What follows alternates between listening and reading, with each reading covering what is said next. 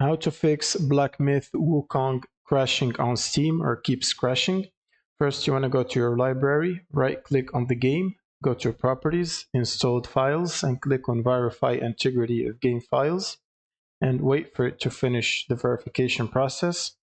Once it's done, you want to click on browse, and then right click on the game's exe file, and then go to properties, compatibility tab, and check both of these options right here. Then click on apply and OK.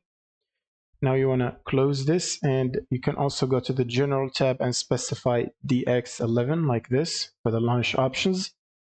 Now you can close this and try to launch the game to see if that solves the problem. Otherwise, what you can do is update your GPU. So you want to open up your GPU application. So for me, I have an NVIDIA GPU, and that's why I'm using the NVIDIA app. So you want to go to drivers section and click on this arrow to check for the latest updates. Then you want to click on download and install to install the latest GeForce Game Ready driver. Once it's done, you want to reboot your computer and then open up Steam and launch the game again, and it should solve the problem. Thank you guys for watching, and subscribe.